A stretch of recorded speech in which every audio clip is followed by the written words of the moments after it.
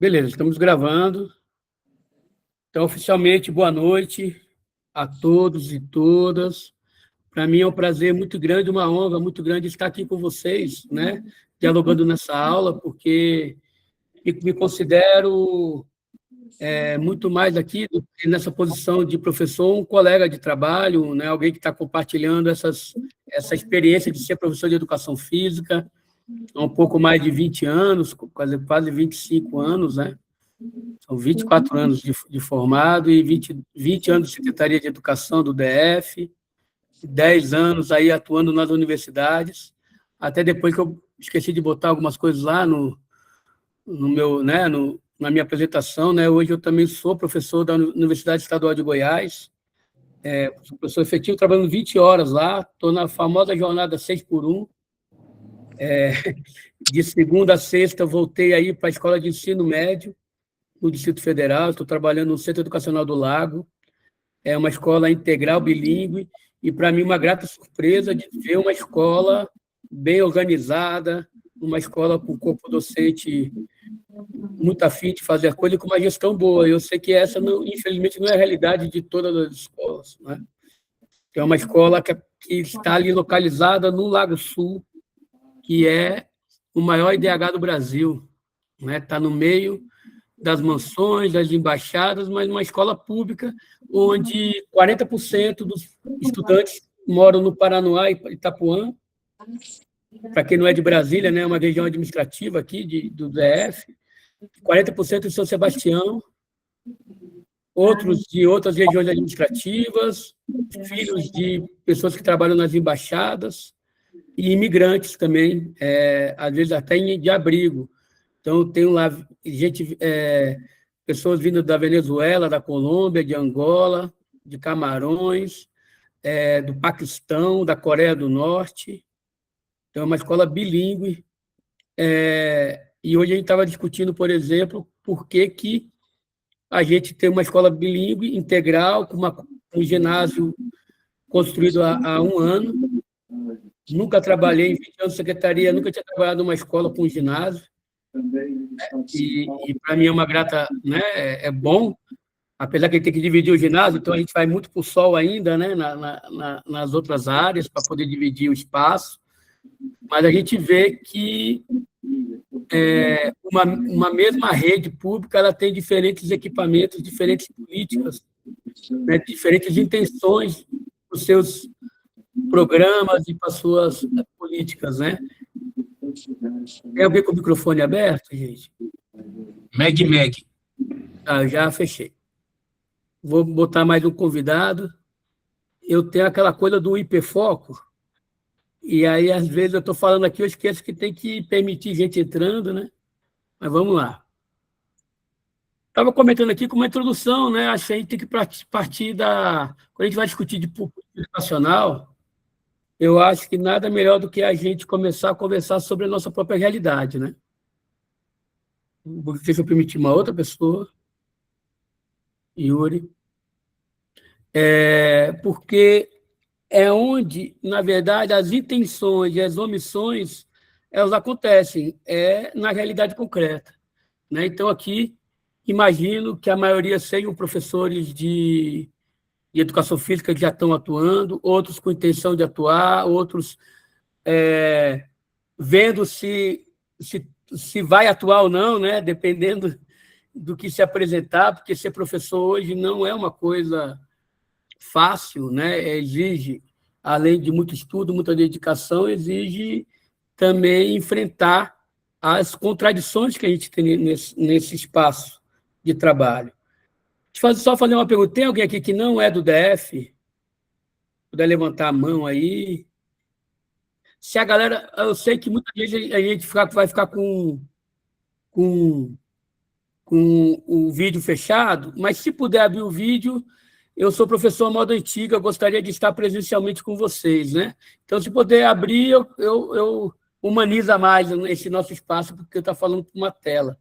Mas botem aí no chat quais são os lugares que vocês são, né? De onde de qual estado da federação, se estão morando fora do país também, ou aqui no Brasil, e se também atua ou não atua na escola pública. E se atua onde, tá bom? Porque aí eu vou conhecendo vocês à medida que a gente vai falando. Então, a política educacional se materializa como nas intenções e na omissão. E hoje, a gente vai tentar fazer uma introdução da disciplina, eu vou mostrar como é que ela foi estruturada, qual foi a ideia dela. Existe uma complementaridade ali a partir do Moodle, né, de algumas tarefas para fazer a gente refletir. Eu sei da realidade, eu também sou um professor, na verdade, sou um trabalhador que estuda, né, tive essa oportunidade dentro da minha carreira de pegar afastamento remunerado para estudo a partir do doutorado, do mestrado eu fiz estudando, né? Mas isso é uma realidade aqui do DF, que não é uma realidade da maioria dos estados do país, né? Mas a gente vai hoje, então, apresentar um pouco da disciplina, falar para vocês que já está lá presente na disciplina as primeiras 2 semanas, né? Eu dividi em 4 sessões, uma para cada 2 semanas. Vamos pensar que a gente tem quase 8 semanas, um pouco menos, de disciplina. Eu vou colocar lá também o plano da disciplina, quando eu coloquei ainda até terça-feira, acredito que eu coloco, com as datas, as tarefas, mas mais importante do que definir uma data e fechar a tarefa, é que vocês possam fazer, né, como processo de reflexão. Eu sei que a gente tem que ficar na mediação entre aquilo que é importante, né, que vocês possam participar do conteúdo, do debate, que isso contribua para a formação de vocês, mas eu sei que é muito mais aqui gerar reflexões de cômodo, etc., e dar mecanismo para que vocês mesmos possam depois buscar aprofundar nos assuntos, né?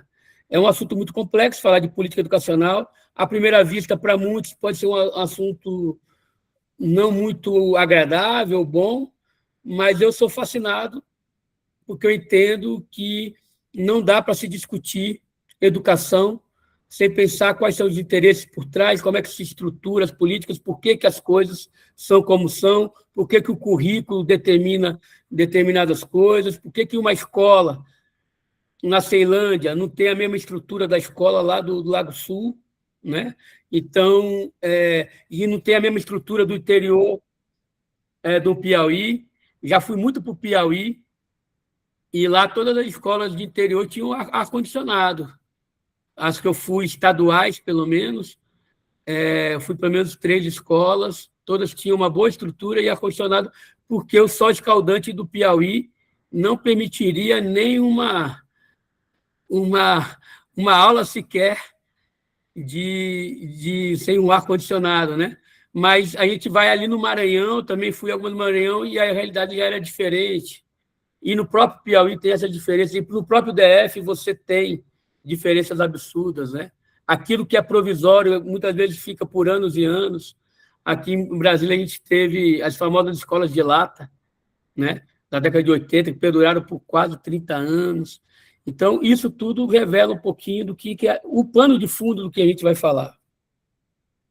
Então, eu dividi em 4 sessões, eu vou estar apresentando aqui a disciplina, vou estar apresentando os conteúdos de cada sessão, e no final também vou estar dando uma falada aí sobre o que está acontecendo lá no Moodle, para que a galera não perca, porque, como eu falei, uma coisa complementa a outra, e se vocês conseguirem fazer as atividades antes da nossa aula síncrona, isso ajuda na qualificação do debate.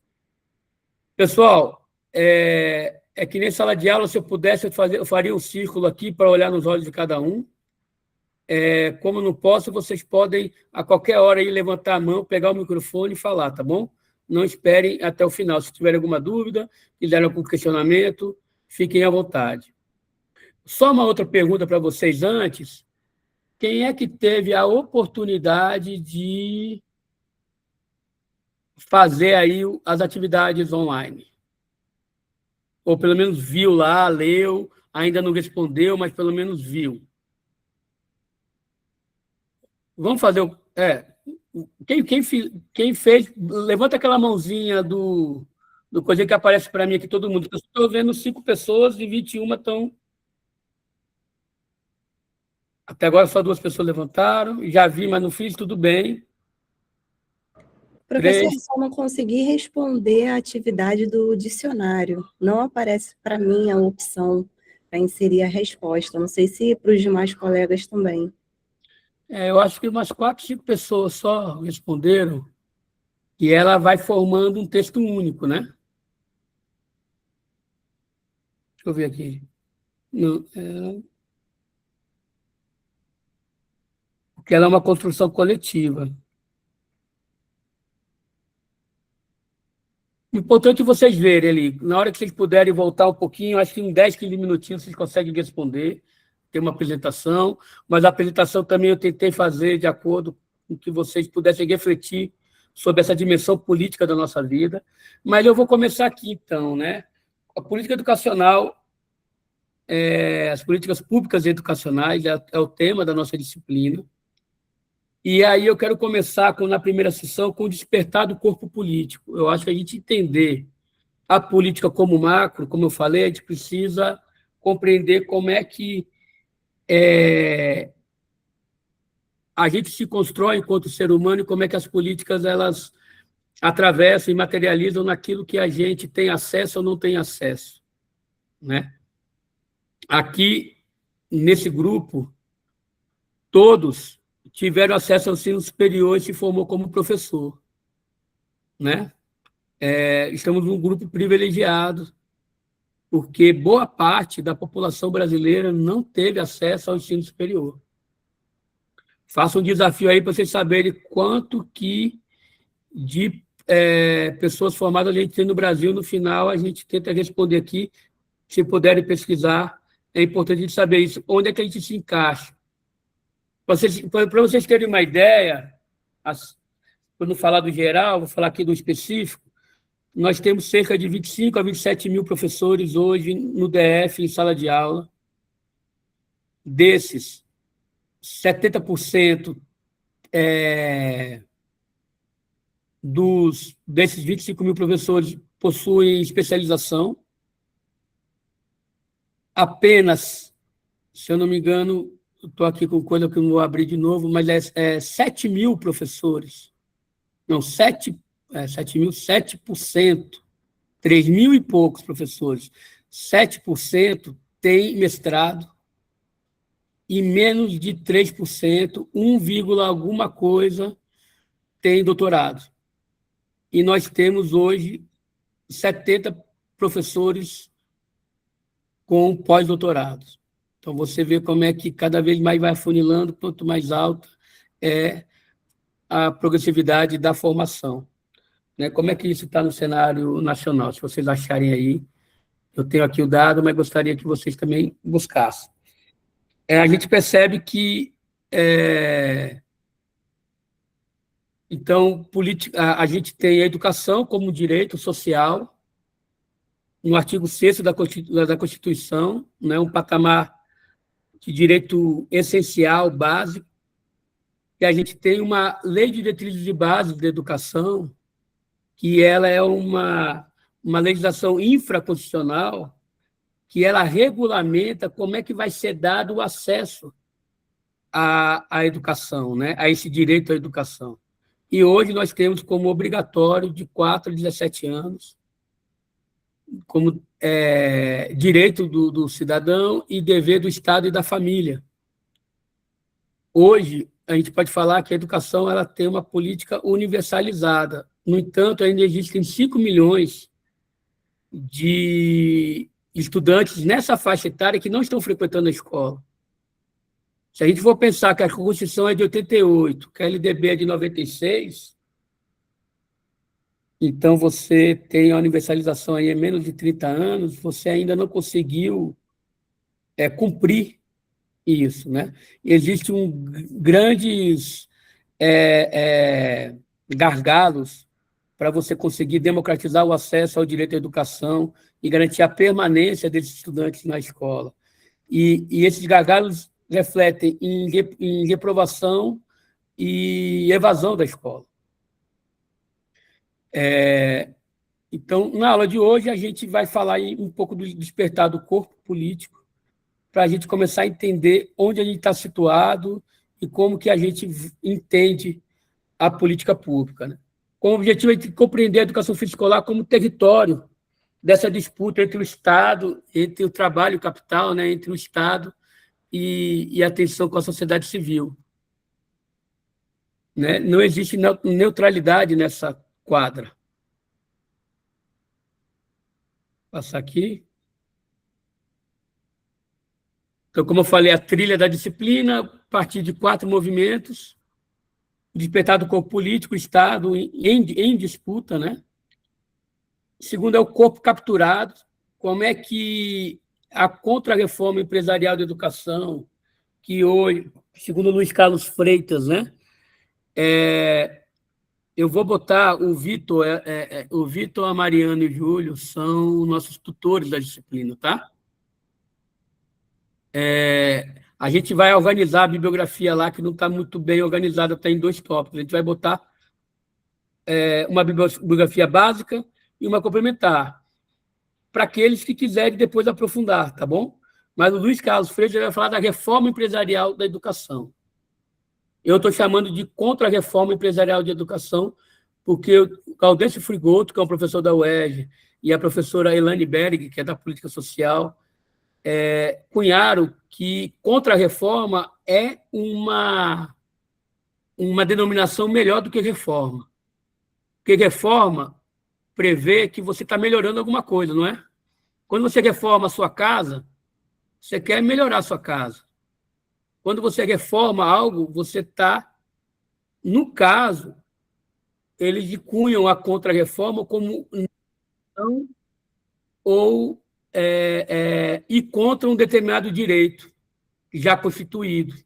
Então, quando a gente tem uma reforma da Previdência, ela está tirando o direito do trabalhador, não é? Está botando mais tempo para ele poder se aposentar, ele está criando mais restrições, então isso é uma contra-reforma. Tá? E aí, complementando o Luiz Carlos Freitas, no segundo movimento a gente vai falar da contra-reforma empresarial, uma avalanche semântica, como é que a educação vem se tornando e sendo capturada enquanto forma de mercadoria, e como é que isso é instituído nas diferentes formas, né? E aí eu vou trazer a BNCC e o NEM como a chave explicativa dessa contra-reforma empresarial da educação em curso no país.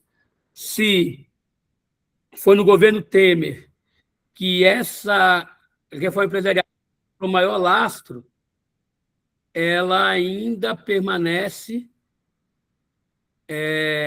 com muita força em disputa, que a gente vai falar um pouquinho sobre o Todos pela Educação, por exemplo, desse espaço, né? Quem são as intenções, quais são os interesses que estão por trás dessa contra-reforma empresarial. No terceiro movimento, eu vou falar um pouco do corpo em trincheira, né? Aquele corpo que está também batalhando, resistindo, né? E vou falar sobre o Plano Nacional de Educação e o Plano Distrital de Educação.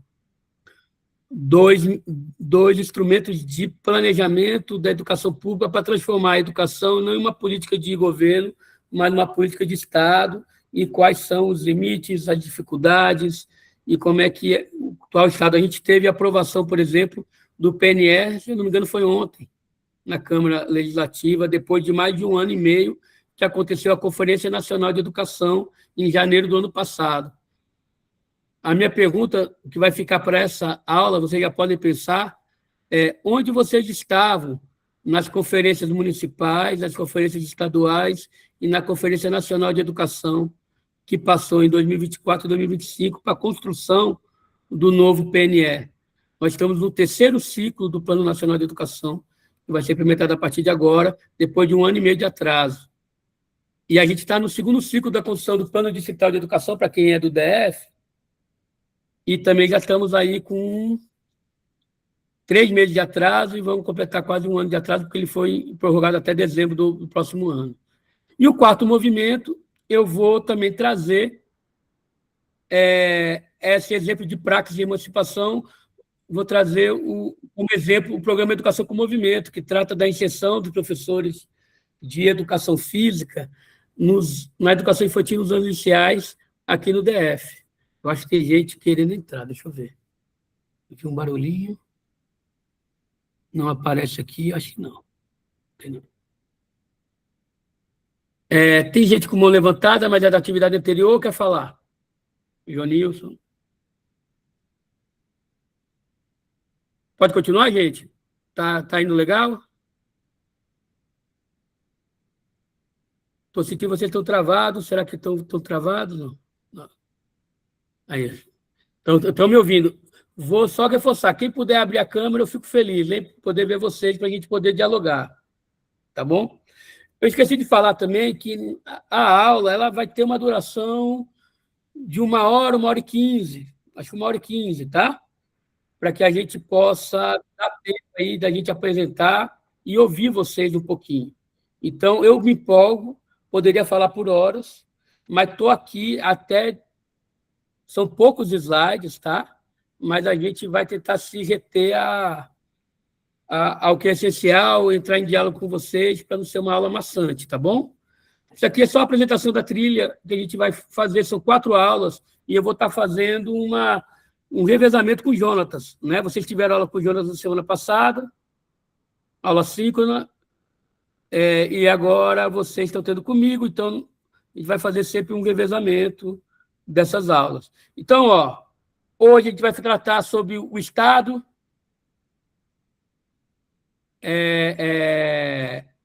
a questão da concepção de Estado, que é Estado ampliado, o Estado em disputa, atenção capital-trabalho.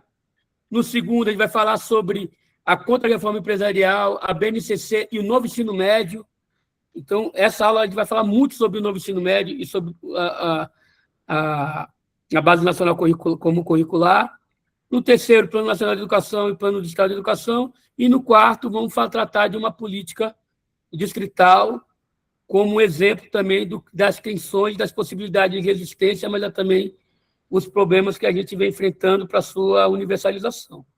Beleza? Tá bom assim, gente? Está dentro da expectativa de vocês? Comenta aí no chat. Eu vou ler aqui. Tem gente aqui, então, de São Gonçalo, a Caroline, o Edivan de Guarulhos, professor da rede, paraense, morando no DF 2021, está como professora, a Thaís. Thaís, pode falar qual é a escola, tá? Quero saber as escolas de vocês aí. Ribeirão Preto, na Secretaria de 2024, né, a Thaís. Roberto Leal está na Escola Pax 308, na Secretaria de 89, o cara não quer aposentar, Roberto Leal é uma grande referência para mim, deixa aqui colocar. A Meg é lá de Piritiba, da Bahia. Pô, legal, o Meg. Está na Bahia, aí é muito bom. Atua como professor na escola pública. Fernanda, de Brasília, professora de secretaria também, falar com a escola, para a gente se reconhecer. Boa noite. O Gustavo está em Samambaia, está na rede privada.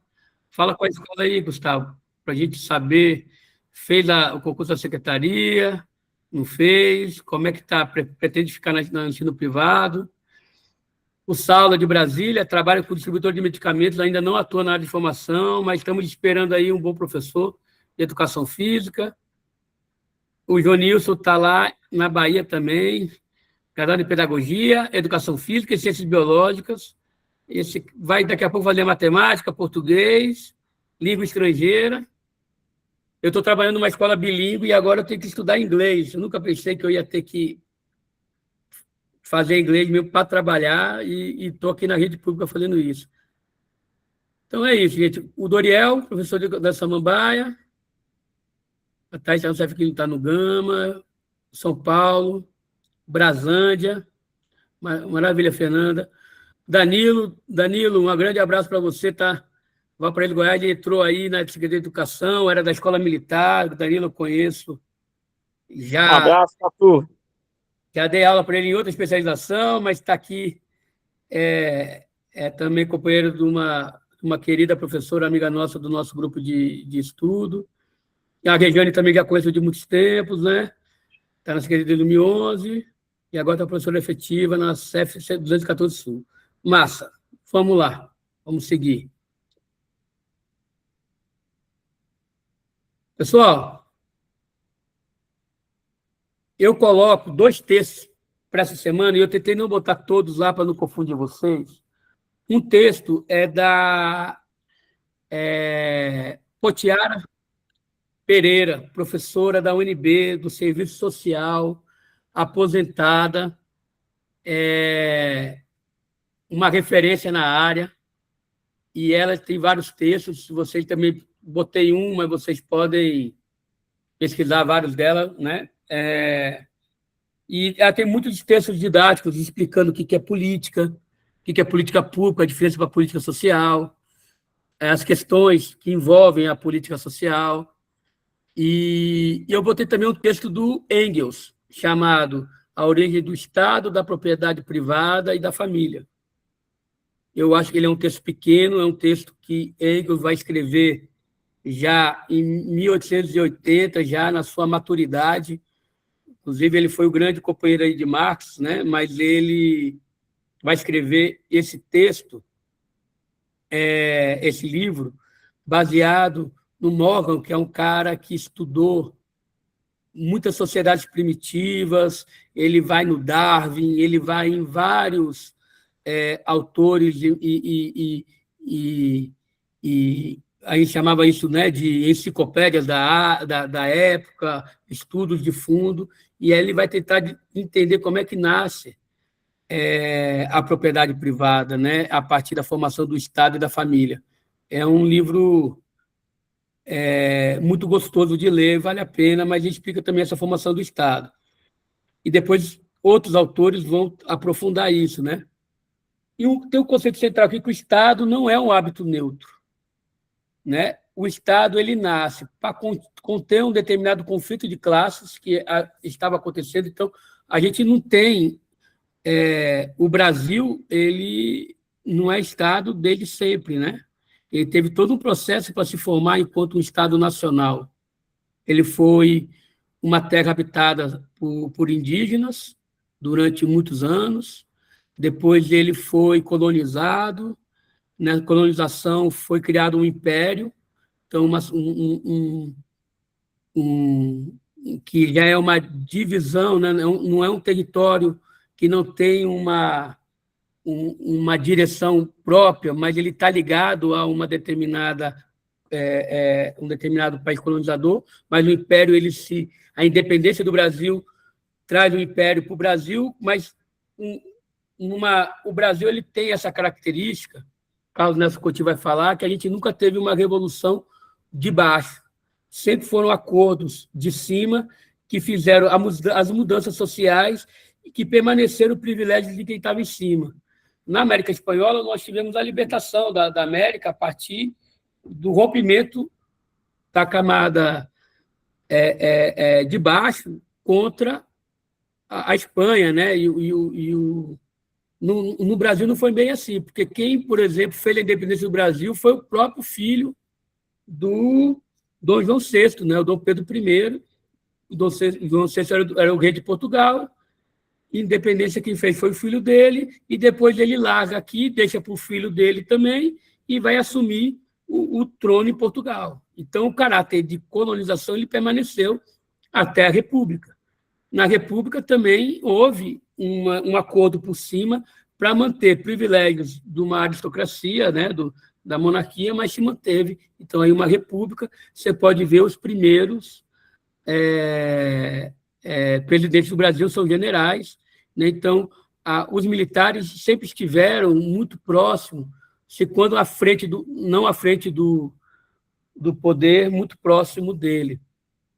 Então, o Estado ele nasce para conter conflitos de classe, porque existem mudanças sociais que aquela formação social ela tensiona um poder instituído, né? Mas o modo de produção capitalista ele no Brasil acontece de modo tardio, né? Porque você tem aí um tempo muito avançado de escravização, 300 anos de escravização, então o modo de produção ainda não estava em pleno desenvolvimento, as indústrias, né, a Revolução Industrial foi tardia no Brasil, mas acontece mais lá na Europa, por exemplo, que acontece no século XVII e XVIII, acontece com a dissolução de um Estado feudal, que tinha outras características, um Estado capitalista, né, a partir da Revolução Industrial. Então, o Estado, as nações, eles são fenômenos recentes também, né?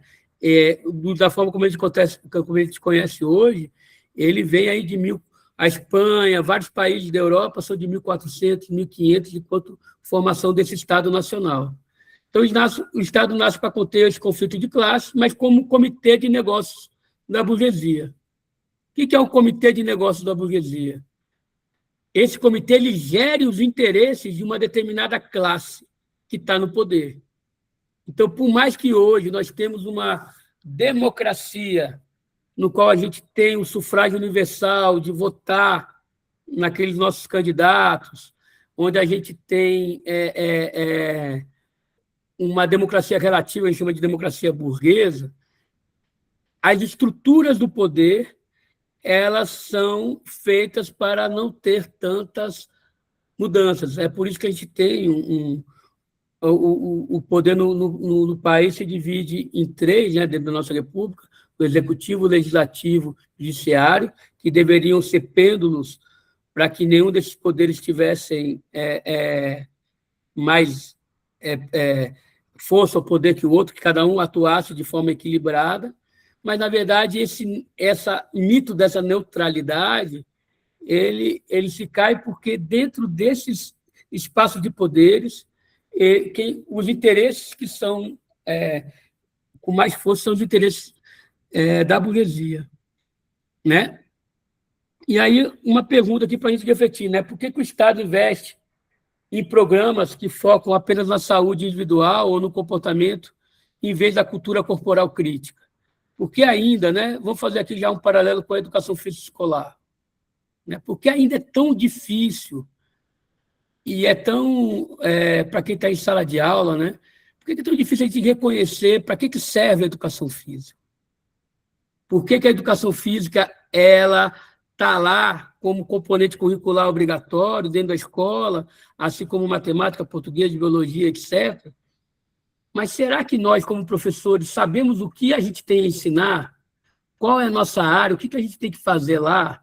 A gente não tem um consenso nessa área, e existem várias teorias pedagógicas que vocês estão aprendendo aí durante né, vocês estão revendo, alguns já conhecem muito bem, mas outros tendo contato pela primeira vez, das teorias pedagógicas da educação física, que representam concepção de mundo, de sociedade de educação e de educação física diferentes. Quando a gente vai para uma escola, parece que tudo que a gente aprendeu na faculdade é abandonado, né? Porque existe uma demanda da escola, existe uma expectativa do que a educação física deve ser por parte da gestão, dos outros professores, um senso comum e também uma expectativa dos próprios estudantes. Né? Eu passei aí 3 anos afastado por um pós-doutorado, 3 anos estava trabalhando na EAP, na formação de professores. Então, minha última experiência na escola tinha sido há 6 anos atrás, né, um pouco mais do que isso, até em 2019, uma escola de ensino médio, 2018, 2019. Quando a gente entra numa escola, e aí eu entrei agora, essa expectativa ela vem. Então, eu tenho que recomeçar de novo, porque assim, agora aparece um livro didático da educação física, mas a gente vai ler, tem coisas interessantes, mas também tem coisas ali que a gente percebe que o pessoal também está bem desavisado, né? Daquilo que a gente vem produzindo de mais avançado. Mas a verdade é que, se a gente não tiver muita compreensão do que é educação física, para que serve, o que eu vou ministrar, a gente é engolido na escola a reproduzir o rola-bola, o Quarteto Fantástico, né? E outras coisas por aí. Então, a gente precisa entender qual que é a função social da escola e por que o Estado ainda não investe tanto na formação dos professores para poder fazer com que realmente a gente tenha um embasamento crítico na educação. Fica aí como uma provocação. A gente vai. Então, o que é a política educacional? A política educacional é o Estado em ação ou a omissão. Potiara vai falar que a omissão também é uma política. Né? Se alguém quiser falar, por favor, avise. Tá? Às vezes eu vou baixar a mão do Johnilson para verificar se alguém mais quer levantar, que toda vez eu acho que é alguém. Então, existe um campo de disputa que é o embate de interesses. Quem é que ganha com isso? E as intenções. O que é que dizem que querem. Né? Quando o novo ensino médio ele aparece, quais foram as intenções promulgadas? Né? Vamos melhorar o ensino médio. O ensino médio tem muita evasão, tem muita resistência, não está mais atrativo o jovem na escola. Então, ele usa um diagnóstico correto, omite iniciativas que já existiam. Isso eu vou falar depois melhor na aula sobre o novo ensino médio. E, ao mesmo tempo, ele apresenta soluções que revelam, na verdade, quais são os interesses que estavam por trás. Né? Será que o novo ensino médio ele conseguiu atingir aquilo que foi anunciado? A gente viu que, depois de 3 anos, teve que ser rediscutido e reformulado como novo ensino médio, que alguma coisa ali não estava muito certa. Né? Então, um conceito-chave para a gente entender isso daqui é a reforma empresarial. Muitas vezes não é uma mudança para melhor. É o mercado redesenhando a escola para os seus próprios fins. Tá? Então, política educacional, política, né, ela vem, na sua etimologia, como a arte de mediar conflitos. Né? E a gente vai entender aqui também, vai falar um pouquinho sobre o duplo caráter da política social. Deixa eu já passar.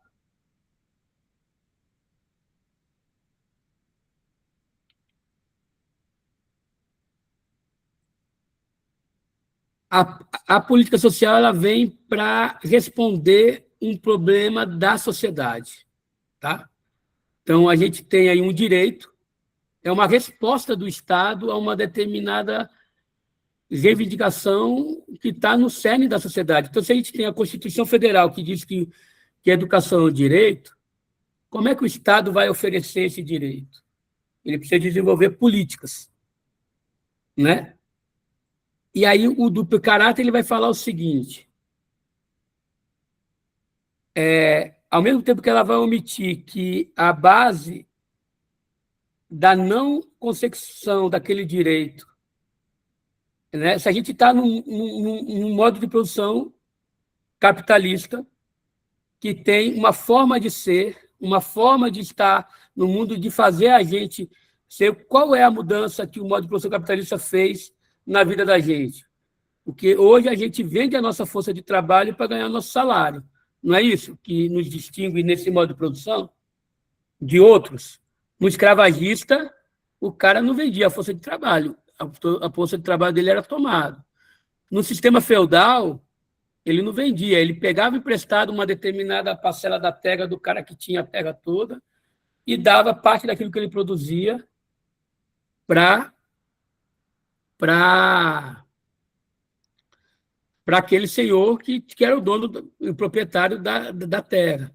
No sistema, depois da Revolução Industrial, a gente começou a sair desses modos de produção, do campo e tal, para ter uma vida cada vez mais urbana, no qual a gente pudesse vender a nossa força de trabalho. Nós somos professores, eu trabalho 60 horas. O pessoal trabalha aí quantos? 20, 40 ou 60? Bota aí no chat para eu saber. Muita gente trabalha 60 horas para completar 2 cargas, para a gente ter um mínimo de dignidade, a gente poder viajar no nosso recesso, para a gente poder pagar as contas e morar num lugarzinho um pouco melhor. Né? E bota a coordenação, quanto tempo de coordenação vocês têm? Escola privada, não tem tempo para coordenação, é tudo em sala de aula, né? Então, leva trabalho para casa, é o tempo nosso sendo capturado nesse processo. Então, a gente vive numa sociedade de exploração. Para a gente resolver essa situação, Só a política educacional não vai dar conta. Pode ter política educacional de tudo. Melhoria de salário já ajuda bastante. Melhoria de condições de trabalho já melhora bastante. Melhoria da política de formação continuada já melhora bastante. Correto? Diminuição da carga horária já melhora bastante, não é? Então, isso é uma humanização dentro de um modo de produção que explora. Aí existem determinadas classes de trabalhadores que têm tudo isso que eu falei.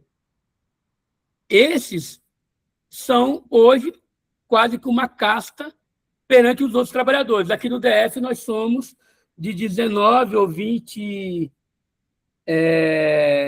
carreiras do serviço público, nós somos a penúltima de pior salário.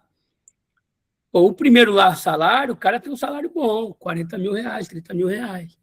Mas ele ainda não é o capitalista, é alguém que, uma pequena faixa desse sistema de exploração, que vai conseguir ter uma vida confortável, enquanto que 95% estão tendo uma vida menos confortável, e a gente pode falar que 2/3 da população elas estão no nível de pobreza, né, para baixo. Então, você vê que é o servente, é o merendeiro, é o vigilante da escola,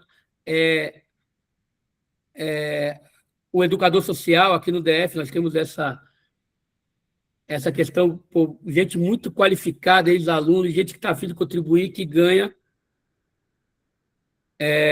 um dinheiro que é de miséria, né? E faz um trabalho super importante dentro da escola, né? Então, você tem essas classes. Então, eu estou vendendo, mesmo que eu tiver todas essas melhorias, a gente fala que a Pontiara, ela comenta que esse duplo caráter é porque, para a solução da questão educacional, qual é o problema educacional que nós temos? Nós temos um problema educacional, o Estado precisa resolver esse problema, ele busca resolver com a política educacional.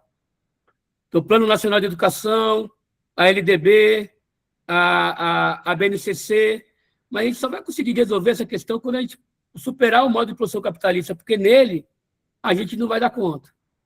A gente vai conseguir remediar, mitigar. Então, o duplo caráter da política social é de mitigação dos problemas sociais. Então, ele vai atenuar, ele vai ajudar, e por isso é muito importante a luta por direitos, porque nós somos as pessoas que materialmente estão recebendo isso. Não é? Então, a gente precisa ter mais direitos.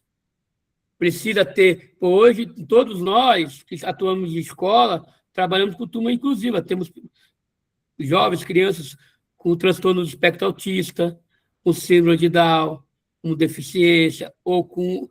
Por que nós não ganhamos uma gratificação de auxílio de ensino especial? E daria um outro patamar, porque a gente precisa estudar para além do que nos foi colocado enquanto docente, a gente precisa entender isso, né, e perceber isso. Então, a gratificação é uma política educacional que vai complementar uma dimensão dessa política educacional, que é cargo e carreira. Como eu falei, tem outras, formação, condições de trabalho e etc. Então, se por um lado a gente consegue mitigar, por outro lado também a gente mantém o controle. Né? Porque, não, peraí, tá ruim, mas para você não está tão ruim. A classe média, ela, no nosso país, ela acaba vivendo essa contradição, porque ela não tem as condições, né, de ser, ela almeja ser uma classe burguesa, um bilionário, ele está mais próximo da classe trabalhadora, mas tem um pouco mais de conforto, um pouco mais de possibilidades. Ela conseguiu galgar um pouco mais, porque também houve políticas que nos instituíram, né? Então, é isso.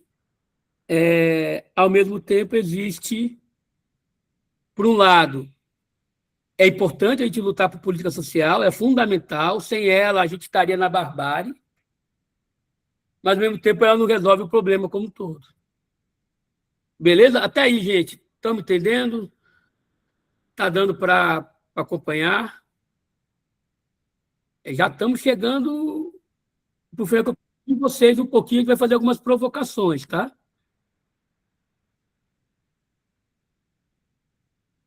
Eu fiz pouquíssimos slides, que é para dar tempo da gente trocar ideia. Então, vocês lembram do primeiro slide lá, que era só o escritório de negócio da burguesia? Só mostrava aquela imagem? Esse escritório ele está sendo segurado aqui nessa imagem por trabalhadores, e existem povos resistindo, né? Sendo contra a hegemonia, a educação, direitos, trabalho, tem um sindicato, tem uma série de pressões, de resistência, de tensões, que vai pressionando esse comitê também falar assim, ó, se você colocar só os seus interesses, espera aí, não dá, porque a gente sustenta todo esse processo. Por isso que é o controle, né? Nenhum direito que nós temos no nosso contra-cheque, ele foi concedido por benevolência desse pessoal que está no escritório. Foi fruto de muita luta, de muita resistência. Então, a política, ela também é um espaço da tensão, da disputa, assim como é a educação, que a gente precisa estar atuando de maneira sempre de resistência dentro da escola, no sentido não do jargão e da frase pronta, né? Mas de que entender que esses processos de injustiças sociais e de questões sociais que o mundo atravessa, elas impactam a nossa vida e a nossa forma. Hoje, eu estava na escola, e aí, a escola, como eu falei, uma escola integral, trabalho numa escola integral, bilíngue, da Secretaria de Educação, e na hora do almoço, o pessoal resolveu levar todos os alunos para o ginásio para falar um pouco sobre a questão do Dia da Mulher e da violência que as mulheres estão sofrendo no mundo. E me surpreendi muito porque estava olhando de fora, né, conversando com os alunos, e aí rolou uma encenação de violência contra a mulher, de um professor interrompendo a outra professora, e também de um trabalho que acontece na escola de receber depoimentos numa caixa de violência, de abusos que as meninas da escola já sofreram de maneira anônima e tal. E aí leram parte desses depoimentos nessa atividade. Foi uma atividade impactante de educação que buscou como objetivo questionar o papel social da mulher e do homem na nossa sociedade, que é uma construção social, e a gente tem percebido, por exemplo, está muito em pauta na mídia, etc., e vem aparecendo a quantidade de feminicídios, a quantidade de estupros que vem. A gente vai olhar os dados, são alarmantes, né? São 200 estupros por dia no Brasil. 15 estupros coletivos por dia. Como não impactar, né? E aí ontem teve lá no Senado o funcionamento de uma lei que compara a misoginia ao crime de racismo, homofobia, etc. E eu vi o comentário de 2 alunos, né? É mais um mimimi, é mais né, uma questão. Quem é que odeia mulher? Todo mundo gosta de mulher. Mas se a gente pega esses dados na mão, a gente percebe que ser mulher é diferente de ser homem. E ser mulher é muito mais difícil de ser homem, na sociedade que a gente vive. Né? Porque aqui a gente está falando de uma política educacional que ela vai enfrentar questões educacionais. Essa é uma questão educacional a ser enfrentada. Porque a gente vive uma sociedade de classe, mas uma sociedade que ela tem outras estruturas sociais que atravessam essa questão da classe, né? Principalmente a questão de raça, etnia e a de gênero. Então, essas desigualdades que estão encontradas, elas não podem nos permitir, enquanto professor, atuar de maneira, como muitos falam, imparcial ou neutra. A gente precisa atuar de uma perspectiva antirracista, antimisógina, né? Precisa ser contra-hegemônica, porque se a gente achar que é só o jogar pelo jogar, né, atuar por atuar, a gente não está atuando nesse aspecto que a gente falou, de entender que nós somos também um corpo político. E aí, Gramsci vai falar do Estado. O Estado é um Estado ampliado. O Estado não é só essa galera aí, é toda essa imagem. É o Estado com a sociedade civil. Esse é o chamado Estado ampliado. Que existem tensões, onde esse escritório ele comanda, mas ele está pressionado o tempo todo. Né? Então, se a gente consegue fazer uma grande manifestação, uma grande mobilização, os direitos são conquistados, são arrancados desse grupo. Então, a importância. Então, trago esses elementos iniciais para a gente iniciar aqui um debate, né, ou uma pequena conversa, né, sobre o que vocês percebem. E aí é uma pergunta para vocês botarem no chat, eu vou ler e a gente vai abrir o microfone. As condições de trabalho que vocês encontram na escola de vocês permitem você visualizar que existe, que a temática da política educacional ela está presente? Quem aqui, se você for na escola lá do Roberto Leal, Escola PAC 308, é o sonho de muita gente, você entrar na sala de materiais da Escola PAC, quem já teve a oportunidade de ver, você parece que está sonhando assim, né? Bolas, bambolês, pesos, frisbee, raquetes, bolinhas. É assim na escola de vocês? Luciana, é assim lá na sua escola? Carol, é assim na escola? Bota aí no chat. Vocês têm material suficiente para fazer e potencializar o trabalho de vocês? Bota sim ou não. Aí, só pelo menos, para a gente... Muita gente tem que tirar do bolso, né? Para ter uma bola decente, jogar handebol com bola de vôlei. Isso é uma dimensão de uma política educacional, tá? Eu tive sorte, depois de um tempo eu fui para uma escola, estou amando a escola. Até entendo, né? Porque, assim, uma escola dentro do Lago Sul, ele vai diminuir as tensões de volta. Em volta não tem. Como eu trabalhei lá em São Sebastião, com uma escola maravilhosa também, chamada Chicão. Não sei se quem é que conhece o Chicão aí, mas o Chicão faz um festival de cinema maravilhoso, tinha as aulas de circo, de dança. Os projetos já existiam antes mesmo de ter os itinerários formativos, aconteciam de forma muito legal. Só que o Chicão ele é cercado por uma condição social muito difícil. Né? Quando eu trabalhei lá, pelo menos eu conseguia visualizar 3 bocas de fumo ao redor da escola. Brigas, tiroteio. No Lago Sul eu não tenho isso. No Lago Sul o pessoal sabe, o IDEB é bom, as pessoas vão lá para trabalhar, né? Vão para... tiram uma atenção. Mas existe, porque também os alunos são lá do Paranoá, do Itapuã, de São Sebastião, de Padre Bernardo, de Águas Lindas, de Valparaíso, Jardim ABC. Essa galera está estudando nas nossas escolas aqui. 70 quilômetros por dia, às vezes, anda só para ter uma escola. Essa pessoa está em mesmo nível competitivo de acesso daquele que mora, que está ali do lado, mas aí a gente consegue perceber um pouco desses interesses e das intenções por trás. Outra pergunta para vocês aqui.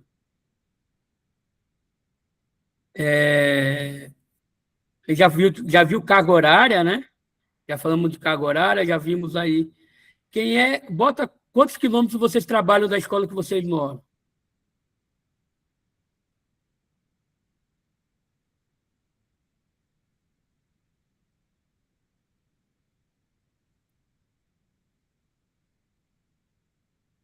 O Saulo comentou aqui, né, que é importante implementar matéria sobre a Lei Maria da Penha.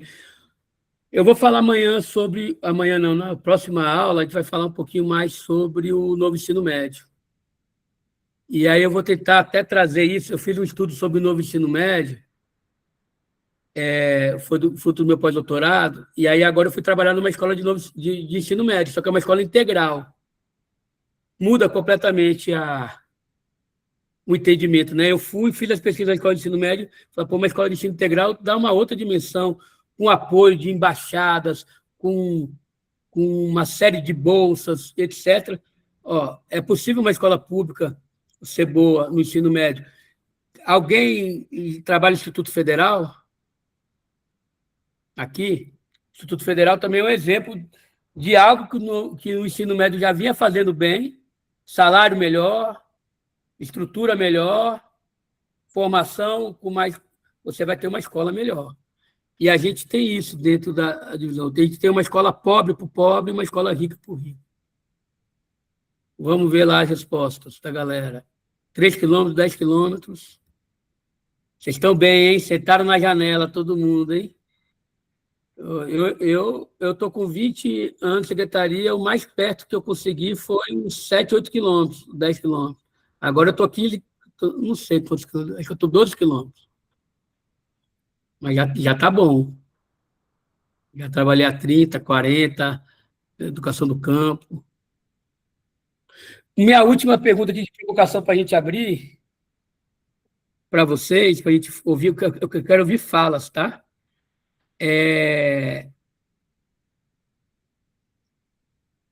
Vocês conseguem perceber, os alunos das escolas que vocês trabalham, são da própria comunidade ou vêm de longe? São de perto ou vêm de longe ou vêm de diferentes lugares? A minha vem de longe. Né? Na minha é uma escola dentro do plano, mas a galera vem de longe.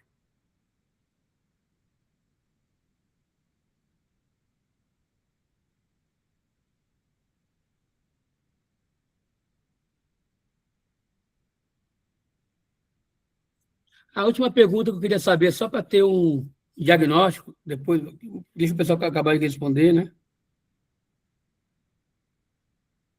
A Thaís é do Gama, né? Diz que 80% é do entorno. A galera sai de Goiás para vir estudar no DF, né?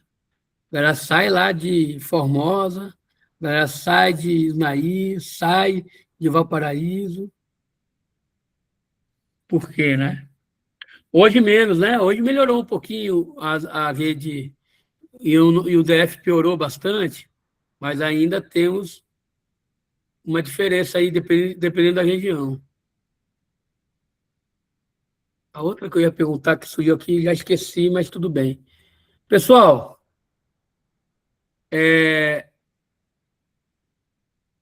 antes de eu abrir para vocês, lá no Moodle, tá?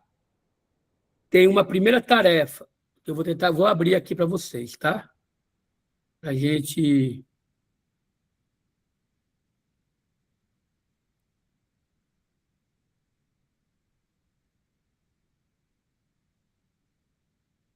Estão assistindo aí?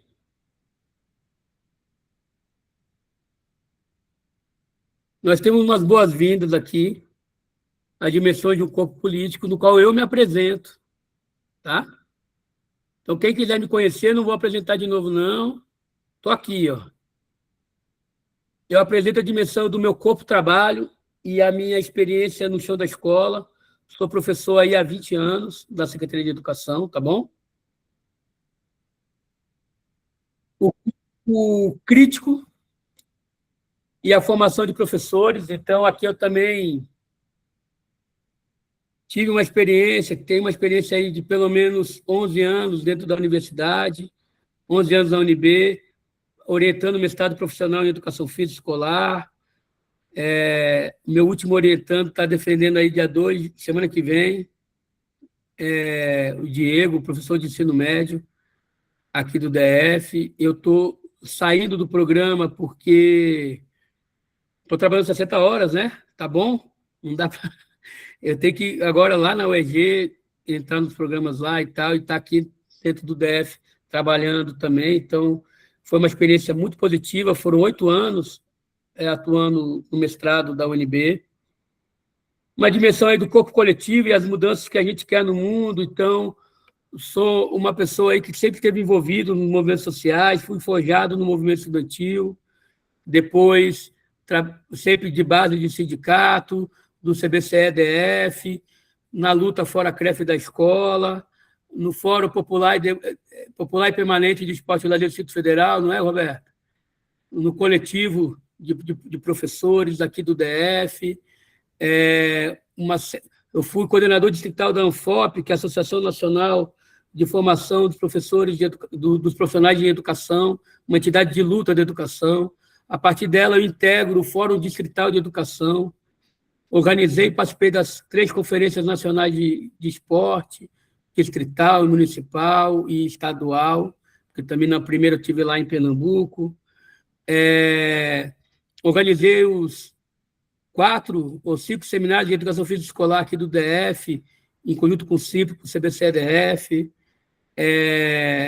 Então, é algo que acredito que faz parte aí também da Constituição enquanto professor. E também uma 4ª dimensão, eu apresentei aqui meu corpo paterno, né? O ser pai, para mim, eu sou pai da Malê e do Ravi. O Ravi vai fazer 4 anos, a Malê vai fazer 6 anos, e que, para mim, também foi um ponto de inflexão de eu entender como é que é ser homem no mundo, como é que é criar uma menina, um menino no mundo de hoje. Né? Então, o que eu acho legal falar, né, que eu acho que eu sou um militante aí pelo Programa Educação com Movimento, pelo ensino médio com mais tempo para que o jovem possa aprender, com uma educação física crítica. Aqui eu apresento aqui a minha família, meus filhos. Então, esse aqui é o primeiro tópico, tá? Então, eu quero que vocês apresentem as dimensões do seu corpo político. Eu botei essas 4 dimensões, porque tem a ver comigo. Com vocês vai ser diferente, tá?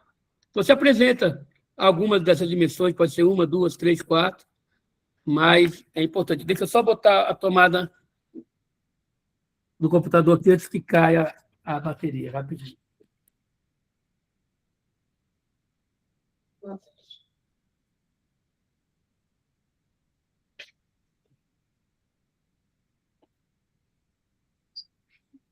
Beleza. Garante que não caia aí. Então, gente, tem uma galera aqui que já respondeu, tá bom? Entre lá, vai ficar aberto aí, mas preferencialmente uma semana, porque eu quero abrir já a 2ª dimensão a partir da semana que vem, tá? Então, a tarefa vai estar aberta, mas tentem responder, não deixar acumular muito, tá bom? Aí, a outra tarefa é uma música. Eu queria ver se daria tempo de botar aqui, mas eu queria ouvir vocês. Vocês vão ouvir em casa. E essa música, a ideia é que vocês escutem, se possível, com um papelzinho, uma caneta na mão, anotem alguma coisa, alguma reflexão, peguem um trecho da música e a gente vai construir aqui o nosso dicionário crítico e estético da política educacional e da educação física. E esse dicionário ele vai manter aí por toda a nossa disciplina. Então, a gente vai colocando trechos abaixo, complementares, para fazer um texto único posteriormente. Tá? Enxertos, referências, reflexões a respeito do trecho ali. Na próxima semana, na próxima sessão, eu vou trazer uma outra linguagem e a gente vai complementar, e esse dicionário ele vai ser permanente e vai ser complementado sempre com uma provocação a mais referente àquela atividade. Vou melhorar a parte das referências bibliográficas, vai ficar num ponto só, tá? E é isso, as nossas tarefas são essas. Eu sei que a maioria que trabalha tem pouco tempo, mas que é importante que vocês se comprometeram a fazer uma especialização de trazer alguns elementos de reflexão para que a gente possa trazer. Então, se vocês conseguirem ler, conseguirem trazer reflexões, eu vou também ouvir. Hoje foi um dia que eu falei mais, né? Espero que nos outros dias eu fale menos. Mas eu queria ouvir de vocês, qual é a expectativa, então, agora da disciplina, se deu para entender mais ou menos o que a gente vai falar, né? A gente vai pegar casos concretos, BNCC, Novo Ensino Médio e Programa de Educação com Movimento, Plano Nacional de Educação e Plano de Estado de Educação. Preferi fazer isso, porque, assim, de política educacional, gente, eu poderia falar sobre cotas, eu poderia falar sobre o FIES, eu poderia falar sobre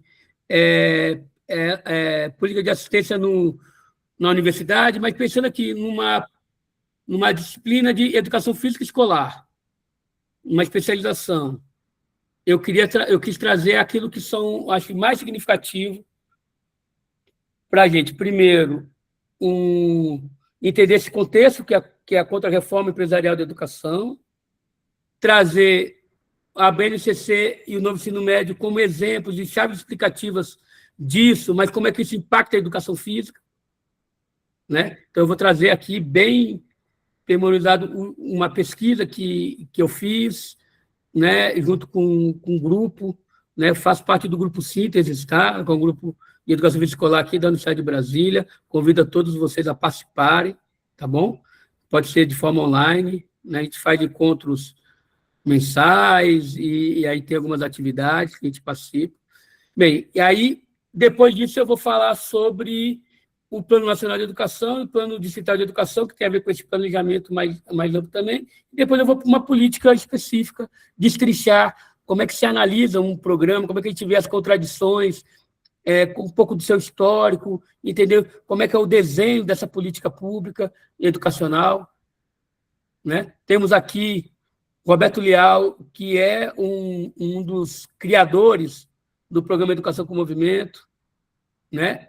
Eu estive como gestor também numa segunda fase, quando ele foi ressuscitado em 2011, mas temos aqui também no nosso grupo pessoas que também lutaram e lutam pela educação com movimento, que estudaram sobre, que estão trabalhando, e acho que vai ser bem rico a gente trazer essa questão. Para quem é de fora, eu acho que vale a pena vocês conhecerem como é que foi esse processo de luta, de trazer um programa, de inserir o professor de educação física dentro dos anos iniciais de educação infantil, que é algo que está que ainda está em luta, né? Queria saber se a Luciana quer falar e se o Jonísio quer falar. Vamos lá, Luciana. Valeu. Boa noite, professor. Boa noite, pessoal. Que bom estar de volta. Eu anotei aqui alguns pontos para a gente refletir sobre. Quando se fala de políticas públicas educacionais, eu tenho alguns exemplos lá da nossa escola de que esse ano, na verdade, ano passado, nós fomos agraciados com algumas verbas políticas de alguns deputados distritais. E esse ano a nossa escola recebeu bastante material para as aulas, conseguimos montar um kit para um kit com vários materiais para os professores, lá é a escola classe. São 23 turmas, se eu não me engano, para que o dia que eu faltasse, que eu sou professora de Educação Física, Educação com Movimento, os professores pudessem levar os alunos e terem uma atividade para realizar com esses alunos e material para realizar com eles, material específico. Então, assim, nós conseguimos esse tipo de política pública extra-secretaria, né? A gente sabe que os deputados estão aí, que devem ajudar e tudo, mas material é uma coisa extremamente necessária para a escola e deveria ser obrigatório ter um material adequado, e a gente sabe que não tem. Nós temos escolas maravilhosas, aqui na Ceilândia nós temos a Escola Parque do Ceilândia, que é incrível. Eu tenho amigos, professores, que entraram lá em 2014 e não saem de lá.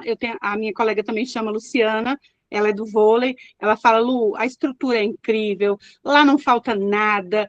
E assim, minha filha fez aulas lá muitos anos, amou. E já as outras escolas não têm esse acesso. E aí a gente tem que ir, os diretores, a gestão, os professores, sempre atrás de políticas públicas extras, né? Fora, extra-secretaria. qualidade de vida do professor, eu acho que impacta muito na aula dele, pelo menos na minha. Quando eu vim trabalhar perto de casa, de carro dá 2 minutinhos, andando. Ontem eu fui andando, deu 8 minutos, muito perto. Então, assim, é um pouquinho mais demorado porque eu atravesso a BR na passarela. Então, a qualidade de vida, você chega em casa rápido, você chega na escola rápido, né? Isso influencia, acredito, nas nossas aulas, no nosso dia. Condições materiais, eu já falei, e condições físicas da escola. Nós tínhamos uma escola que não tinha uma sala dos professores adequadas para a gente poder ter aquele descanso, 15 minutinhos ali, né? Então ficava todo mundo tumultuado. Quarta-feira, que é dia de coletiva, o pessoal da manhã vinha para o horário do recreio, entrava no meio da nossa coletiva, e aí ficavam 30, 40 professores amontoados, aquela bagunça, e aí nós conseguimos uma outra sala, conseguimos material adequado, móveis, cadeiras, né? Agora tem cadeira para todo mundo, porque não tinha cadeira, os professores todos em pé. Então, eu acho que a qualidade física da escola, uma quadra coberta, extremamente importante para o professor de educação física, cansa muito menos do que você ficar o dia inteiro no sol. Então, uma quadra coberta, um piso bom na quadra, não só aquele cimentão que machuca as crianças, que caem muito. Então, um piso bom, lisinho, a quadra pintada, porque tem quadra que está lá, o piso fica anos e anos sem pintar, ninguém enxerga mais nada.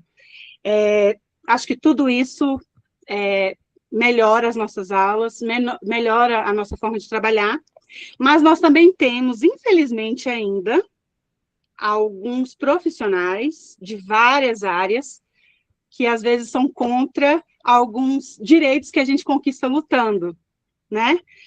Que é falando da contra-reforma. Não é só reforma, a gente precisa, eu concordo plenamente, que é uma contra-reforma, porque a reforma, ela tira algumas coisas, e a contra-reforma não, a gente procura adicionar. E aí tem alguma galera que entende que não, isso vai prejudicar. Não, não vai. Então, assim, se você ter 10 horas de coordenação, isso é incrível. Antigamente, os professores não tinham isso, davam aula em 2 escolas, uma distante da outra. Hoje, a gente pode optar por ter a nossa coordenação, a nossa CPI. A gente tem reuniões, tempo para reunião individualizada. Ó, professor, eu quero que você trabalhe isso. Eu estava com uma professora que estava com muita dificuldade com os alunos direita e esquerda. Então, eu tenho tempo de sentar com ela conversar, a gente planejar. E aí tem algumas pessoas, né, da sociedade em si, quando a gente faz greve ou faz alguma coisa, para lutar por direitos, está errado. Não pode, isso vai prejudicar. Então, é isso. Luciana, muito obrigado. Você trouxe aqui vários elementos, né? Um deles, você falou das emendas parlamentares, né? O financiamento da educação, ela é um grande gargalo das políticas educacionais, porque o financiamento, ele não é uma peça técnica. O fundo público, o dinheiro que está colocado ali, não é uma peça técnica, ela é um instrumento de... Ele é uma parte do Estado fundamental, onde há uma disputa, é ali onde a coisa vai acontecer. Então, você, por exemplo, a gente vai falar sobre o Plano Nacional de Educação, e vai falar aqui, e do Plano Distrital, que as pessoas não querem discutir o financiamento. Assim, deixa o financiamento para depois. Vamos discutir, vamos ter educação com movimento em todas as escolas, vamos botar quadra coberta em todas as escolas, vamos ter tempo para isso. Mas se você não garante no financiamento o recurso para aquilo, o aumento do financiamento, você não conseguiu fazer mais nada do plano. Você inviabiliza o plano. Então, financiamento é coisa para os especialistas. A gente não pode discutir financiamento, né? E aí é aí que está a sacada desse escritório de negócio. Ele dá a participação, o mecanismo de participação, mas onde o bicho pega, eles decidem. E aí a emenda parlamentar, ela é um grande exemplo dessa deturpação dos poderes, né? Hoje, o parlamentar que deveria legislar, ele executa política pública, ele faz coisa do executivo, porque aí aqui é a realidade do DF, tá? Tem pessoa que fala aí que é de fora da Bahia, São Paulo, etc. Aqui no Distrito Federal nós temos mais de 650 escolas, e nós temos uma unidade da federação que é um misto de município com estado. Então, a gente, no Pacto Federativo da Educação, onde no Pacto Federativo o governo federal ficou com o ensino superior, o governo estadual com o ensino médio, o governo municipais com o ensino fundamental e educação infantil, você, no DF, você tem ensino médio, educação infantil, etc. ali. Então, são 650 escolas e existe um dinheiro que é do orçamento que vai direto para a escola, que é o PEDAF, só que, fala assim, galera, vamos destinar agora a emenda parlamentar e tal. Então, as escolas vão com pires na mão, atrás dos deputados, pedindo, pelo amor de Deus, me dê uma emenda parlamentar para eu construir um laboratório de ciências na minha escola, para eu cobrir a minha quadra, para eu poder... E aí, aquele parlamentar ele começa a ter uma rede de influência naquela escola. E aquilo ali é uma relação promíscua de relação. Existem deputados que fazem um depósito mais generalista, né? E aqueles que vão lá, não, eu vou lá porque é meu amigo. Se não é meu amigo, se é do meu espectro político, não é. Só que é isso. O fundo público ele é um fundo que precisa ser disputado pela gente. Então, infelizmente, é o que tem, então a gente tem que ir lá buscar essa emenda parlamentar. Mas a escola que é mais organizada e que está mais no centro, que tem mais estrutura, essa consegue mais grana. E a outra que não tem, que está com mais tempo de professor temporário, que está com mais... Esse não vai conseguir, e aí vai ter um aumento dessa desigualdade educacional. Né? A minha escola, eu falei que a minha escola é muito boa, né? Tive sorte. Eu tentei ir para a escola do Roberto Leal para 2008, não tinha mais escola nenhuma para mim, porque chamaram 500 professores aqui no pé do plano, e aí eu acabei parando nessa escola e ganhei na loteria. Assim, eu também acho que depois de 20 anos a gente precisa trabalhar em escolas que a gente consiga fazer alguma coisa. Né? Mas, cara, uma equipe jovem, de 30 e poucos anos, são os diretores lá, gestores, e aí o diretor falou assim para mim, Tatu, tem 24 deputados distritais, a gente fez 24 projetos, a gente mandou um para cada. Aquele que a gente conseguir, que está valendo. A gente mandou para todo mundo. Mas a escola se organizou, ela passou horas e horas construindo as peças, etc., e fazendo essa mobilização, essa articulação para conseguir. E a escola está conseguindo muita coisa. Mas a escola que não tem essa condição, que o diretor e o vice são os únicos lá que estão apagando incêndio dentro de uma escola com infraestrutura muito ruim, com a fiação. Como é que vai pensar em ar-condicionado nas escolas se você não tem a fiação que aguente? E se a Neoenergia, que foi privatizada, ela não quer liberar como é que chama aquilo ali? Uma caixa de... Aquele painel lá de... não só o painel solar ali, mas tem para aguentar uma estrutura, tem a caixa da rua lá, né? A Neoenergia precisa garantir que os ar-condicionado... Gerador. O gerador, Falando em energia, nossa escola está sem energia nas salas de aula, porque houve um curto, e aí o diretor mandou, né, via SEI, informou a regional disse que isso não é, como que fala... importante agora, prioridade. Não é prioridade que agora tudo é via SEI, né? Os diretores não podem mais contratar serviço sem ser via SEI, e as empresas têm que aceitar, porque tem umas que aceitam e desistem. E aí uma empresa dessa de elétrica desistiu, não quis ir prestar o serviço, e nós estamos tendo aula, e as salas não têm energia. Então, ainda bem que esse dia está frio, né? Não precisa ligar ventilador, que a nossa ainda tem ventilador, comprado com dinheiro da festa junina, e não tem problema nenhum. Aí nós estamos com uma outra escola aqui na Ceilândia, escola classe, o esgoto arrebentou, o esgoto está tomando a escola, eles disseram que também não é prioridade. Então, né, fica cada vez mais difícil. Essas coisas influenciam no trabalho do professor, influenciam no aluno chegar e ficar podre, fedendo, escura, é complicado. Totalmente, influencia muito, né? Trazer a arquitetura da escola influencia uma política educacional, as escolas como prisão, as escolas como com um bom arborismo. A minha escola ela tem ar-condicionado em todas as salas, só que a Neoenergia trocou, disse que a gente estava roubando energia na escola lá, que não podia, aí trocou na subestação lá a chave, sei lá, o fusível, e agora não dá mais para ligar os ar-condicionados, porque cai a energia da escola. Então, tiveram que comprar os ventiladores até eles mudarem a subestação lá e conseguirem mudar o o limite. Mas a energia foi lá e é ela que mudou. Ano passado a galera conseguiu, disse que gastou muito, que estava sobrecarregando, eles tiraram. Mas é isso, gente. Ó, eu prometi 1h, 1h15, já estamos aqui em 1h30, né? Então, gostaria de ouvir de vocês aí, quem não falou, ou quem falou, como é que foi a aula de hoje, valeu, não valeu? Se quiser botar lá no chat, fazer uma avaliação. O Jonilson estava com a mão levantada. Jonilson, quer falar? Estou por aqui, é que eu estou trabalhando e não pude participar um pouco melhor antes. Ouvindo aqui vocês falar sobre essas questões de ar-condicionado, fornecimento de energia e outras questões, eu aqui na Bahia, um tanto distante de Brasília, tive já quando eu fazia educação física para o UNB e comparando, eu vejo que os problemas são os mesmos nas diferentes regiões, né? Aqui na escola que eu trabalho também, uma das escolas que eu trabalho como professor, a escola passou praticamente 14 anos com essa dificuldade para trocar uma fonte de energia, para instalar um ar-condicionado, instalaram os aparelhos nas paredes, virou apartamento de pardal e aranha, ficou por 8 anos sem funcionar. Somente esse ano foi que, quando a gente ameaçou não ir para a escola e fazer greve, foi que a prefeitura se mobilizou e colocou o ar-condicionado na escola. Que a semana passada já deu problema lá, não sei por quê, porque eu não perguntei sobre.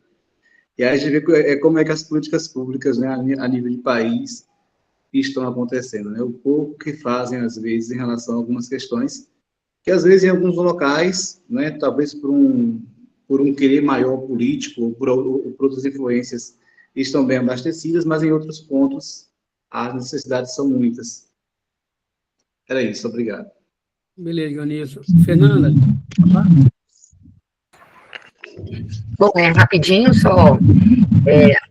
Quase começou o ano letivo depois, porque a obra de manutenção da parte elétrica, que já tinha solicitada há mais de 5 anos, foi oficialmente liberada no início do ano, e atrasou-se, né, por conta da demanda que a gente conhece, empresa que começa e termina.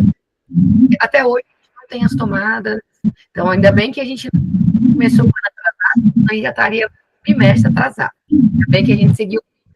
E aí, eu tive acesso a uma lei, eu não sei se vocês conhecem, que chama Teoria das Janelas Quebradas. Já ouviram falar dela? Quem usa muito é a criminologia dentro da área do direito. E essa lei, essa teoria, significa o seguinte, olha só. Afirma que pequenos sinais de desordem e vandalismo, como janelas quebradas, lixo ou pichações, se não reparados, geram sensação de abandono e impunidade, atraindo crimes mais graves. A teoria defende a manutenção imediata da ordem para prevenir a escala da criminalidade.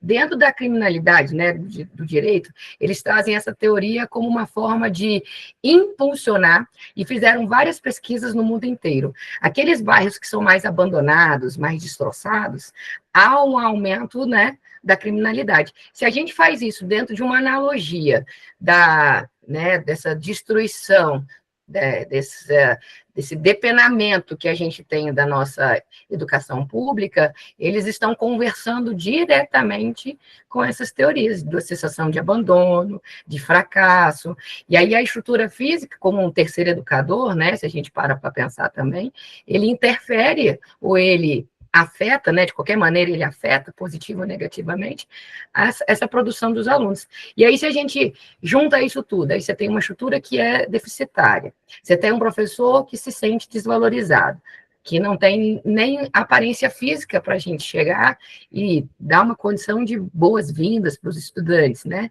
Então, você faz um conglomerado de que estamos todo mundo no mesmo fracasso, da estrutura ao serviço, né? Ao serviço prestado. Então, se a gente não reclama, não questiona, essas políticas públicas ficam muito no papel, e na prática nada acontece. Inclusive, até a questão da postura, né, em relação aos movimentos sociais, participar dos movimentos sindicais, levantar pautas de reclamação para quem, de fato, resolve, né, sair do boca a boca e ir para algumas ações que realmente podem se tornar efetivas. Por aí que eu falei. Obrigado, Fernanda. Eu não conhecia a teoria da janela quebrada, mas ela faz o sentido completo, né, de que realmente, se você for deixando a coisa acontecer, não resolver na hora, não problematizar, esse sentido de comprometimento com a coisa pública, do pertencimento do espaço, equipamentos, não vai. Se um dia está lá pichado, se você não tirar aquela pichação, no outro dia vai aparecer outra, no outro dia vai aparecer outra, e aí a gente perde o controle.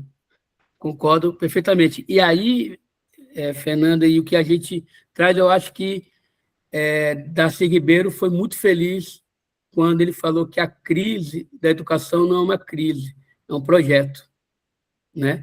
Então, o que eu vou levar para vocês na próxima aula é entender o que é esse projeto, qual é esse projeto, quem está por trás desse projeto, quais os interesses, as intenções que estão por detrás desse projeto, dessa contra-reforma empresarial da educação, né? Dando spoiler rapidamente, existem setores da sociedade, né, que são transnacional, não é só nacional, tá? Que tem muito interesse no ativo financeiro que a educação pública brasileira tem. Então, como é que ela vai começar a entender isso? E ela precisa trazer esses jargões empresariais, e precisa trazer... ela vai conseguir nas parcerias públicos-privadas, nas fundações que vão fazer formação, nas empresas de livro didático, na carga horária lá de EAD, que o novo ensino médio estava previsto e caiu para o novíssimo. Então, quais são as brechas que, se na educação pública ainda era um espaço relativo de blindagem dos interesses mercantis, essa blindagem ela já foi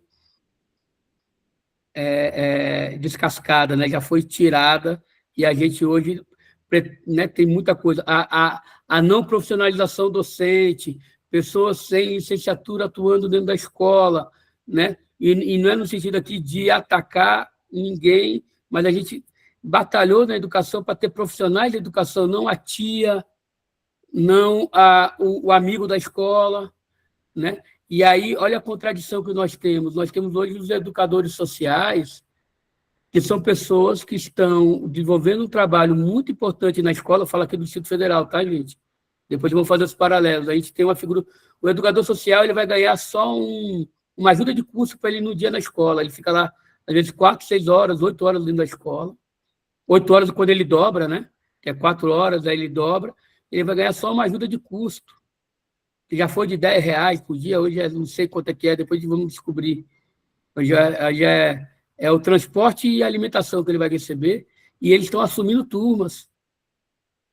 Eles estão cuidando de alunos com deficiência, eles estão organizando o recreio, organizando... Olha o tanto de função, só que eles não ganham nem o salário mínimo, gente.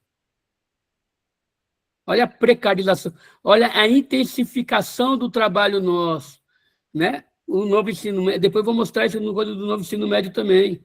Se antes a gente dava planejamento ali para o primeiro ano, para o segundo, para o terceiro, são 3 planejamentos, hoje a gente dá no ensino médio, do primeiro para o segundo, para o terceiro, 2, 3, 4 trilhas, treinamento de algum esporte, tá, quando você vê se está com 7, 8 planejamentos para serem feitos. Isso intensifica o trabalho, né? Pô, legal, estou numa escola bilíngue, mas se acha que está trabalhando numa escola bilíngue não intensifica o trabalho, pô, eu tenho que agora fazer parte da minha aula em inglês, né? Então, essa é uma série de questões que eu acho que a gente poderia também ficar aqui horas e horas e horas falando dos problemas da escola, mas a gente está identificando, então, que isso não é à toa, tá? Se a gente pegar e estudar o financiamento, a gente... Última pergunta para a gente ir embora, né? Já passei do meu prazo aqui. Sabe quanto que juntando todo o orçamento público brasileiro, tudo aquilo que é arrecadado, que compõe o orçamento brasileiro, quanto que vai para a educação? Qual é a porcentagem que vai para a educação? Bota aí no chat, gente. É minha última para a gente ir embora com essa provocação.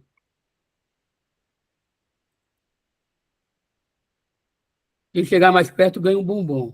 Não sei como é que eu vou mandar o bombom, mas...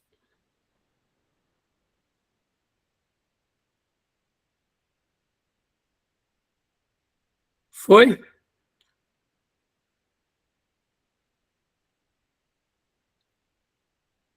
Vamos, gente, só foi 2 pessoas aqui, ó. Rafael, sobre o dicionário crítico, eu vou mandar uma mensagem para vocês tentando explicar, tá bom? Aqui eu não vou conseguir explicar. Eu acho que está funcionando, mas eu também não tenho certeza, tá bom?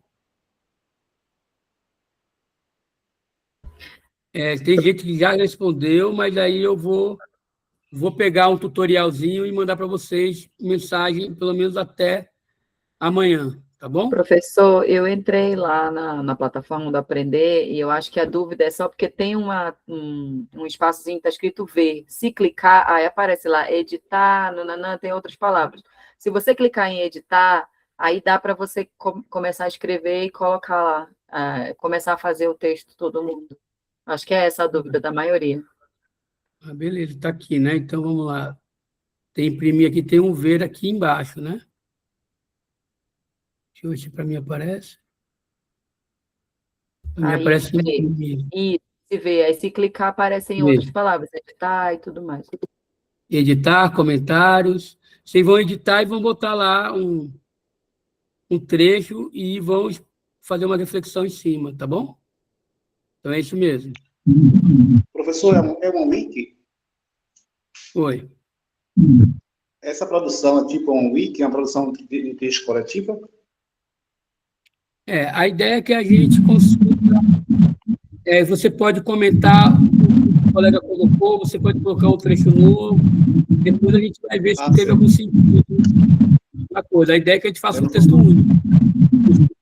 Começo, meio e fim, mas a ideia é que a gente vai botando verbetes, trechos da música que vocês vão ouvir e comentar como é que isso funciona na escola. A gente conversou um pouco sobre isso, né? Aqui na aula sobre o nosso problema, sobre as questões, ele vai falar sobre essa música vai falar sobre vários problemas que a gente encontra no chão da escola. Para finalizar, vamos ver quem é que chegou perto. Você já ouviu falar da movimento auditoria da dívida? –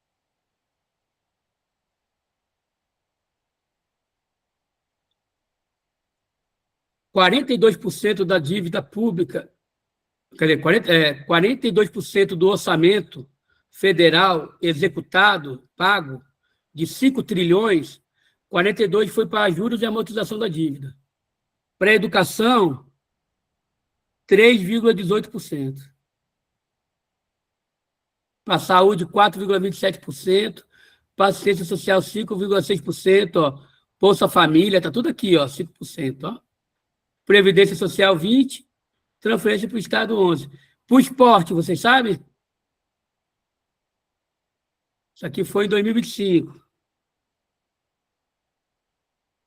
O esporte é outra calamidade. A luta na conferência é de, pelo menos 1%. 0,01%. Tá bom? Vamos dormir com essa? Mas boa noite. Professor Pedro, o otimismo, pessimismo só da inteligência, professor. Pronto, o Roberto está citando aqui Gramsci, que é o pessimismo na análise, mas o otimismo na vontade, né? E aí a ideia é essa, a gente vai chegar lá no programa de Educação com Movimento para isso. Tá bom, gente? Foi um prazer. Desculpa ter alargado um pouquinho mais do que eu gostaria a aula, eu sei que o pessoal fica cansado, mas espero ter contribuído nessa primeira aula. Vamos dialogar aí no Moodle, né? Alguma crítica, qualquer coisa, pode mandar para mim, fico à vontade aí. E para mim foi um prazer muito grande estar com vocês, espero que a gente, daqui a 15 dias, a gente se encontre novamente, tá bom? Obrigado. Se puderem botar no chat aí uma palavrinha, depois isso vira relatório para a gente, sobre como é que foi a aula de hoje. Obrigado, gente. Valeu, boa noite. Boa Falou noite. tudo. Beijo, Valeu, galera. tirar print. Até a próxima. Abre aí para a gente tirar um print, uma foto. Tira aí, Tatu. Abre aí, abre as coisas. Só mais uma vez, sorria. Beleza. A Carol abriu de novo? Beleza, Pô, gente. Carol, demorou, Carol. Valeu, obrigado. Mas a Bom, gente galera, tem que tirar obrigado. foto aí do Tchau, pessoal. boa noite. Obrigado, gente. Até mais. Falou, Helder. Falou, Fernanda. Falou, Carmen. Carmen, você, Carminha. Pelo amor de Deus. Olha que maravilha. Ó, uma grande referência da educação física do Pará aqui, agora que eu estou vendo. Saudade de você, minha amiga. Viajamos tanto juntos por aí, por esse país, né? Um prazer, uma honra você estar aqui, viu?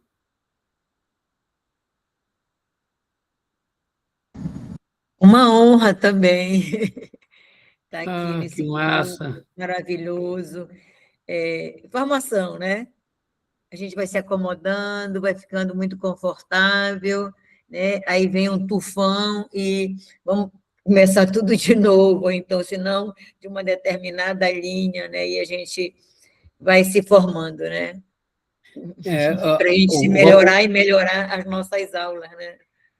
Assim, você acomodada eu nunca conheci, não, Carmen. A Carmen é uma grande referência para mim, assim como o Roberto Leal. O Roberto Leal falou assim, o Roberto ele foi convidado para ser professor dessa disciplina, dessa disciplina e dessa especialização. Ele falou, eu não posso me aposentar sem ter uma especialização em educação física escolar. Eu já tenho mestrado, doutorado. E aí, Companheiro, só uma pergunta, querido. Boa noite, queridos. Encerrou a gravação, meu caro? Não, vou encerrar. Então, por gentileza. Obrigado.